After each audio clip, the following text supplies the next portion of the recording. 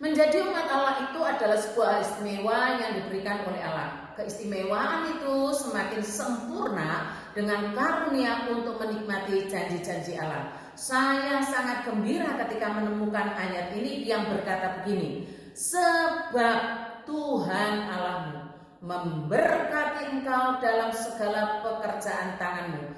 Ia memperhatikan perjalananmu melalui padang gurun yang besar ini. Ke-40 tahun ini Tuhan Allahmu menyertai engkau dan engkau tidak kekurangan apapun.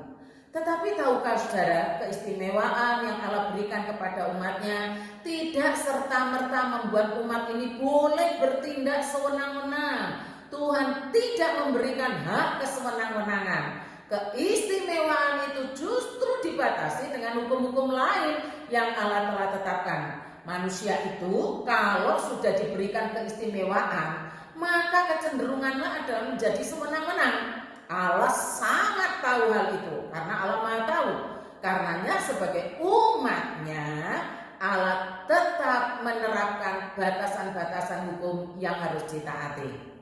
Ada daerah-daerah yang Allah memang berikan kepada umatnya, tetapi ada juga yang Allah tetapkan daerah-daerah yang tidak diberikan kepada umatnya. Dan daerah-daerah yang tidak diberikan kepada umatnya itu Allah menetapkan aturan-aturan praktisnya dalam berhubungan dengan mereka yang bukan umat.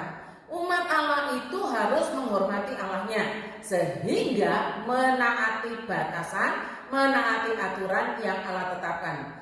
Ini menjadi gambaran yang sangat ideal dalam kehidupan kita sampai pada saat ini. Sehingga sebagai sesama manusia, walaupun beda statusnya di hadapan Allah, tetap menghormati Allahnya dengan menaati aturan-aturan yang diberikan.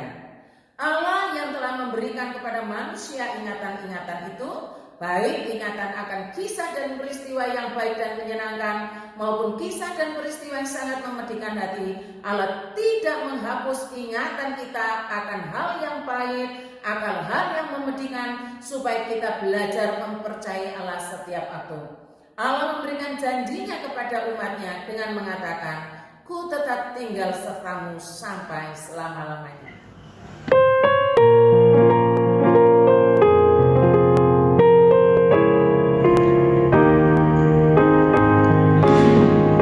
Sabda Tuhan aku serta, tak akan ku tinggalkan, ku kan jaga dan pelihara dalam sepanjang hidupmu. Jangan bimbang, jangan takut, percayalah padaku, ku tetap tinggal sertamu sampai selama-lamanya. Bila susah duka datang bagai ombak bergelora, aku tentu jaga kamu, terhiburlah hatimu. Kelak kamu tentu ikut dengan aku di surga. Ku tetap tinggal sertamu sampai selama-lamanya. Bila ajalmu tibalah, ku kan sambut di surga. Ku berikanmu berkat limpah, hatimu penuh sentosa. Berkat kekal padamu tentu ku beri. Ku tetap tinggal sertamu sampai selama-lamanya.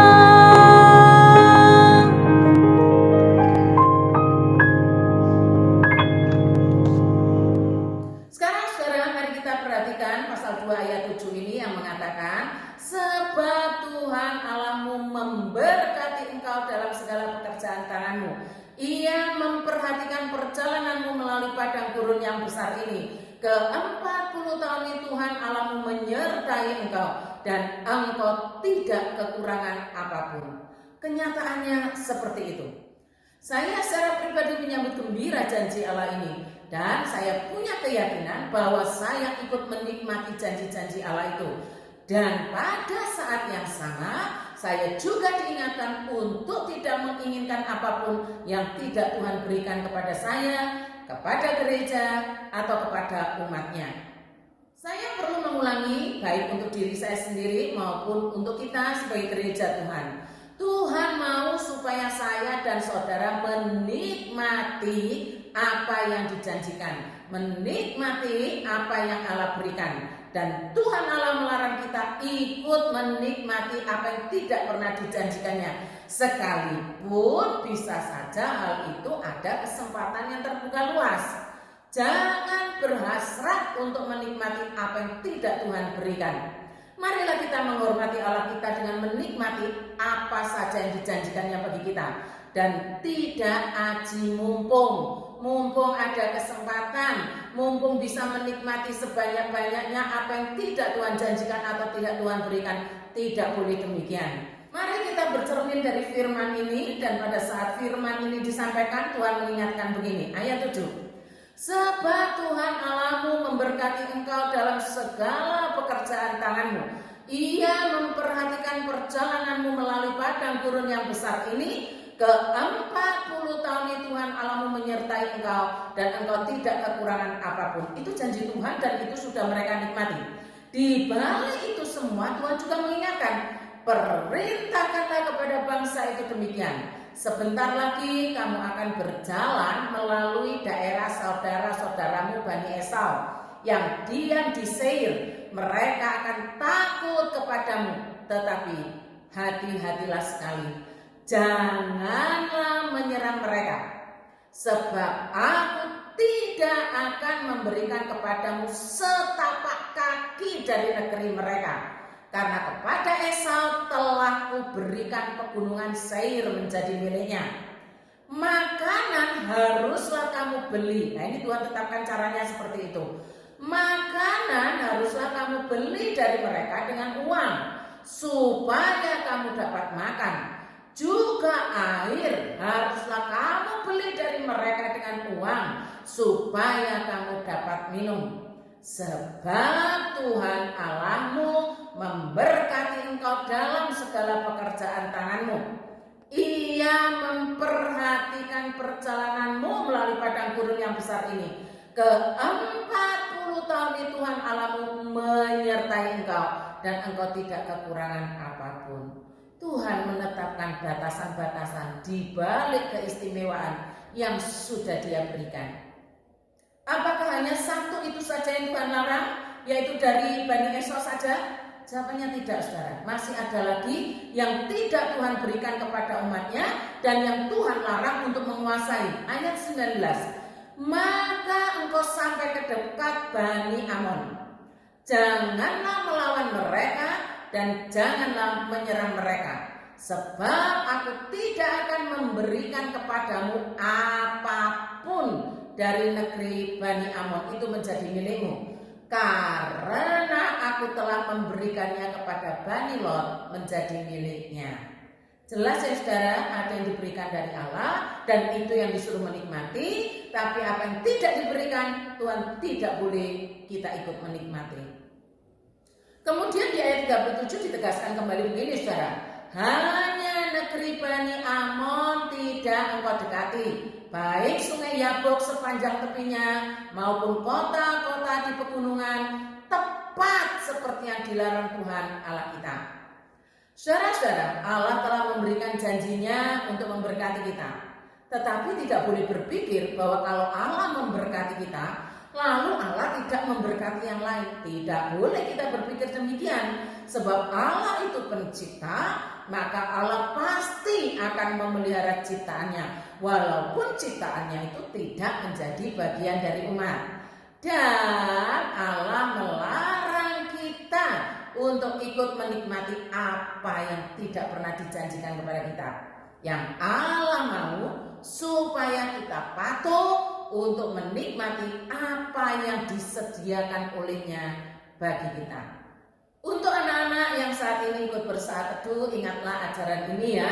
Tuhan telah menyediakan berkatnya bagi kalian untuk kalian nikmati. pada saat yang sama Allah tidak senang kalau kalian tergoda menikmati berkatnya orang lain. Contohnya begini, pada saat itu kalian diajak papa mama atau orang yang mengasuhmu untuk pergi kemana gitulah ya. Orang tua kalian atau yang mengasuh kalian itu ingin mengajak kalian jalan-jalan. Lalu berkata begini, pilih apa yang kalian mau di sini, menunjuk pada satu tempat penjual makanan ya. Terus orang tuamu bilang begini, tapi hanya boleh secukup tangan kalian saja, tidak boleh lebih. Wah, kalian senang, semua pada berebut mengambil yang disukai. Lalu masing-masing memilih apa yang kalian sukai. Dan ternyata setelah ditunjukkan pada orang tua, si adik kalian tuh melihat, loh, kok punyaku sedikit, punya kakak kok banyak, kok aku cuma segini. Lalu si adik marah. Sekali lagi, si adik marah karena yang dia bawa dibandingkan dengan apa yang kakaknya bawa. Kalau diukur yang di adik bawa ini cuma sedikit, sementara yang kakaknya bawa lebih banyak. Mengapa demikian? Tangan adiknya kecil karena masih kecil, tangan kakaknya lebih besar karena sudah besar. Tapi si adik marah dan menginginkan lebih besar dari ukuran tangannya. Padahal papa mama atau orang tua kalian sudah bilang, ambil secukupnya sesuai dengan tangan kalian. Nah, ini salah satu contoh yang sangat kelihatan menginginkan berkatnya orang lain. Tuhan tidak senang dengan orang yang demikian. Berkat Tuhan itu cukup bagi kalian masing-masing. Yang kalau kita lihat memang ukurannya berbeda-beda. Tuhan memberkati. Ya Allah Roh Kudus, akibat ketidakbersediaan dipimpin Roh Allah, maka kami mengambil jalan kami sendiri untuk mengatur apa yang sebenarnya sudah Tuhan atur. Berkat-Mu cukup untuk masing-masing kami, sekalipun bisa jadi di mata kami ukuran itu berbeda-beda. Oh Tuhan, ampunilah kami. Demikian juga pada saat Tuhan menyediakan berkat-berkat itu, pada saat yang sama Tuhan melarang kami turut menikmati apa yang tidak Tuhan berikan kepada kami, sekalipun kesempatan itu terbuka luas. Tolonglah kami ya Tuhan, dalam nama Tuhan Yesus kami berdoa. Amin.